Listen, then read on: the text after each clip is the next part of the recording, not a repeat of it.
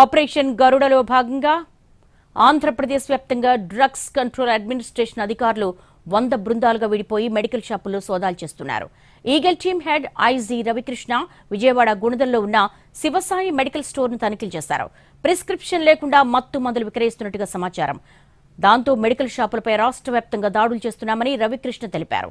అనుమతి లేకుండా నిబంధనలకు విరుద్ధంగా మందులు విక్రయించే వారిపై చర్యలు తీసుకుంటామని చెప్తున్న ఈగల్ హెడ్ ఐజీ రవికృష్ణతో శ్రీకాంత్ ఫేస్ టు ఫేస్. ఏపీలో ఆపరేషన్ గరుడ ఆధ్వర్యంలో భాగంగా ప్రస్తుతం ఏపీ వ్యాప్తంగా ఉన్నటువంటి మెడికల్ షాపుల మీద అయితే ఈగల్ టీం ఆకస్మిక దాడులు అయితే చేస్తుంది. సుమారు 100 బృందాలతో రాష్ట్ర వ్యాప్తంగా ఈ దాడులు అయితే కొనసాగుతా ఉన్నాయి. నిబంధనలకు విరుద్ధంగా ప్రిస్క్రిప్షన్ లేకుండా ఏదైతే మత్తుకు సంబంధించిన టాబ్లెట్లు ఉంటాయో వాటికి సంబంధించిన అమ్మకాల మీద ఈ దాడులు అయితే కొనసాగిస్తున్నారు. ప్రస్తుతం మనతో మాట్లాడటానికి ఈగల్ టీం ఐజీ రవికృష్ణ ఉన్నారు. సార్, ప్రధానంగా వచ్చిన తర్వాత అనేక కార్యక్రమాలు ఈ గంజాయి కానీ డ్రగ్స్ అరికట్టడానికి చేస్తా ఉన్నాం. మెడికల్ షాపుల్ని ఇవాళ ఫోకస్ పెట్టడానికి ప్రధానంగా ఏమైనా ఫిర్యాదులు వస్తా ఉన్నాయా?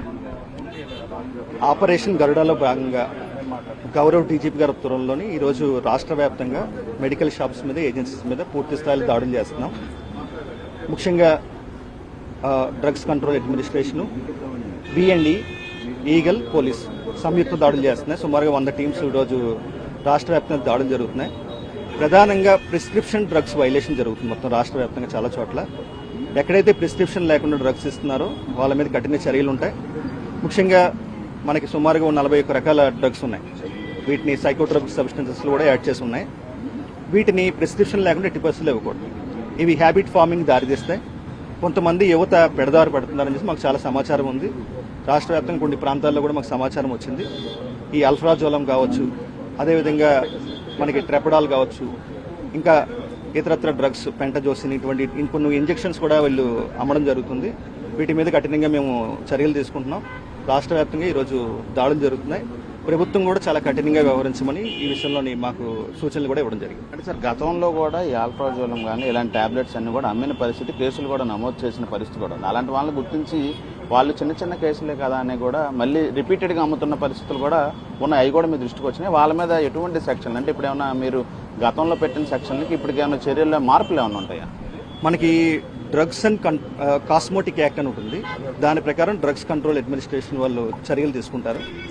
అదేవిధంగా కమర్షియల్ క్వాంటిటీ ఎక్కడైనా సరే పట్టుబడితే, ఇంకా ఈరోజు మేము అది చూస్తున్నాం, కమర్షియల్ క్వాంటిటీ పట్టుబడితే ఈ అల్ఫ్రాజోలం సంబంధించి, ఫెంటనిల్, ట్రెపెండాల్ సంబంధించి దాంట్లో ఎన్డీపీఎస్ చట్టం ప్రకారం మేము కేసులు నమోదు చేస్తాం. ఎన్డీపీఎస్ చట్టంలో ఒకసారి కేసు నమోదు చేస్తే సుమారుగా 10 నుంచి 20 సంవత్సరాల జైలు శిక్ష ఉంటుంది. బెయిల్ దొరికే అవకాశం ఉండదు. అండ్ పనిష్మెంట్లు కూడా మనకి చాలా ఎక్కువ ఉంటాయి. కాబట్టి ఎన్డీపీఎస్ చట్టంలో కూడా కేసులు నమోదు చేయడానికి మేము ప్రయత్నాలు చేస్తున్నాం. అక్కడక్కడ ఏ ప్రాంతాల్లో జరుగుతుంది సార్? 26 జిల్లాల్లో కూడా జరుగుతున్నాయి సంయుక్త దాడులు. రాష్ట్ర వ్యాప్తంగా విస్తృతంగా జరుగుతున్నాయి. భవిష్యత్తులో కూడా ఆపరేషన్ గరుడలో భాగంగా భవిష్యత్తులో కూడా విస్తృతమైన దాడులు జరుగుతాయి. ఇటువంటి డ్రగ్స్ అబ్యూస్, ప్రిస్క్రిప్షన్ డ్రగ్స్ అబ్యూస్ని, ఈ మత్తు కలిగించే డ్రగ్స్ని మనం కంట్రోల్ చేయడానికి అన్ని రకాల ప్రయత్నాలు చేస్తున్నాం. గంజాయి అమ్మాయి వాళ్ళ మీద పీడీ యాక్ట్లు కానీ ఇతర యాక్ట్లు కూడా పెట్టిన పరిస్థితి కూడా ఉంది. వీళ్ళకి కూడా ఇప్పుడు అమ్మకం ఎవరైతే మెడికల్ షాప్లో ఉన్నా వాళ్ళకి కూడా రిపీటెడ్గా చేస్తే ఏమన్నా వాళ్ళ మీద యాక్షన్ ఉంటుందా? వాటిని కూడా పూర్తిగా పరిశీలిస్తాం. కమర్షియల్ క్వాంటిటీలో మనకి ఎక్కడైనా దొరికితే మాత్రం వాళ్ళకు కూడా ఎన్డీపీఎస్ చట్టం ప్రకారం చర్యలు తీసుకుంటాం.